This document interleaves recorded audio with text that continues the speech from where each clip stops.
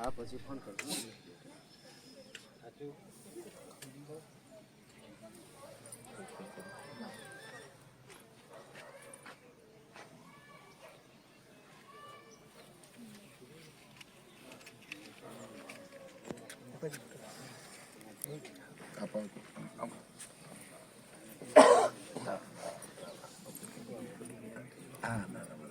નવલ તું સામેની સાઈડે જતો રહે. 2 વાગ્યાનું આવવું જોઈએ.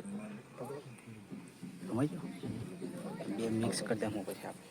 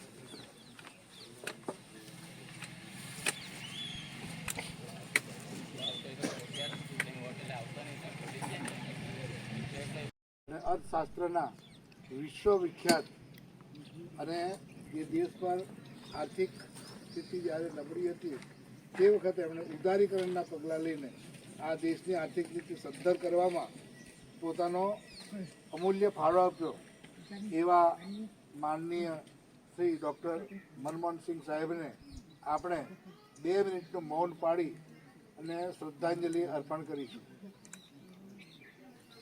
શરૂ.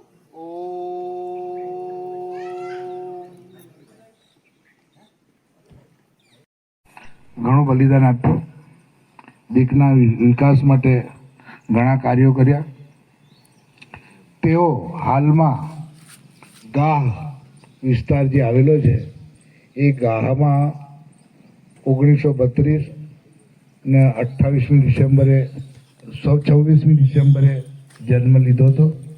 એમના 15 વર્ષની ઉંમર પછી આઝાદી મળી અને એ વિસ્તાર પાકિસ્તાનમાં ગયો, જેથી ત્યાંથી પાકિસ્તાનમાંથી એ લોકો સ્થળાંતર કરી અને અમૃતસર આવ્યા અને ત્યાં આવી એમણે અભ્યાસની શરૂઆત કરી.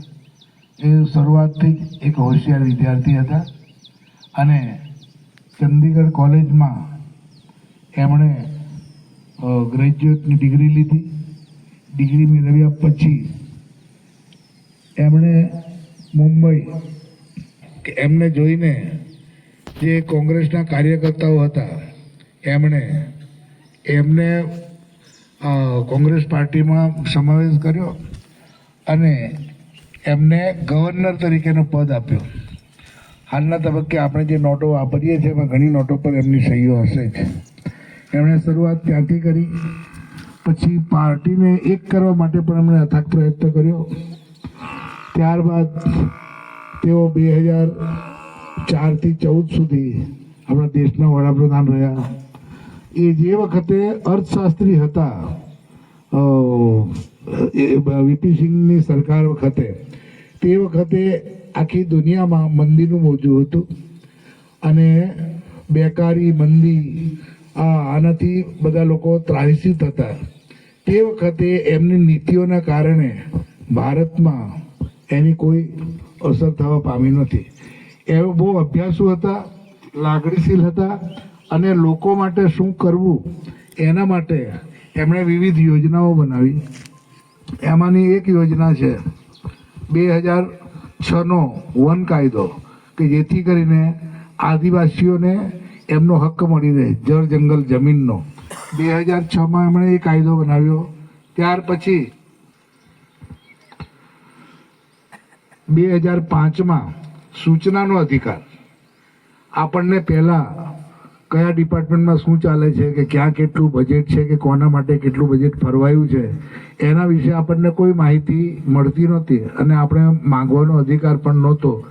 તો એમણે દરેક વ્યક્તિ આ માહિતી મેળવી શકે એ માટે સૂચનાનો અધિકાર 2005માં આ કાયદો અમલમાં લાવ્યા. આ કાયદાએ દરેક ભારતીય નાગરિકને સરકારી સૂચના સુધી પહોંચનો હક આપ્યો, જેનાથી પારદર્શિતા અને જવાબદેહી સુનિશ્ચિત થઈ. શિક્ષા અધિકાર કાયદો 2009, ડૉક્ટર મનમોહન સિંહની સરકારે 6 થી 14 વર્ષના બાળકોને મફત અને અનિવાર્ય શિક્ષાનો અધિકાર આપ્યો. આ કાયદો બાળકોને તેમના મૌલિક અધિકાર પ્રદાન કરવાની દિશામાં મીલનો પથ્થર સાબિત થયો છે. રાષ્ટ્રીય ખાદ્ય સુરક્ષા કાયદો 2013માં આ કાયદા દ્વારા દેશના 2/3 પરિવારોને સસ્તા દરો પર ખાદ્ય પદાર્થ ઉપલબ્ધ કરાવવામાં આવ્યો. આ પગલું ગરીબી રેખા નીચે જીવન વિતાવી રહેલા પરિવારો માટે વરદાન સાબિત થયું હતું. જમીન અધિગ્રહણનો કાયદો 2013માં વિકાસ પ્રોજેક્ટ માટે જમીન સંપાદિત કરવામાં આવી ત્યારે અસરગ્રસ્ત લોકોને યોગ્ય વર્તનની ખાતરી કરવામાં આવે તે માટે આ જમીન અધિગ્રહણનો કાયદો 2013માં લાવવામાં આવ્યો. મનરેગા 2005માં ડૉક્ટર મનમોહન સિંહની સરકારે મહાત્મા ગાંધી રાષ્ટ્રીય ગ્રામીણ યોજના ગેરંટી અધિનિયમ લાગુ કર્યો, જેનાથી દરેક ગ્રામીણ પરિવારને વર્ષમાં 100 દિવસોના રોજગારનો અધિકાર મળ્યો. ડૉક્ટર સિંહનું રાજનૈતિક અને આર્થિક યોગદાન 1991ના આર્થિક સંકટના સમયે નાણામંત્રીના રૂપમાં ડૉક્ટર સિંહે દેશને ઉદારીકરણની રાહ પર લઈ જતા વૈશ્વિક મંચ પર નવી ઓળખ અપાવી. તેમના કાર્યકાળમાં શરૂ કરવામાં આવેલા સુધારા અને નીતિઓએ ભારતીય અર્થવ્યવસ્થાને મજબૂત પાયો પ્રદાન કર્યો.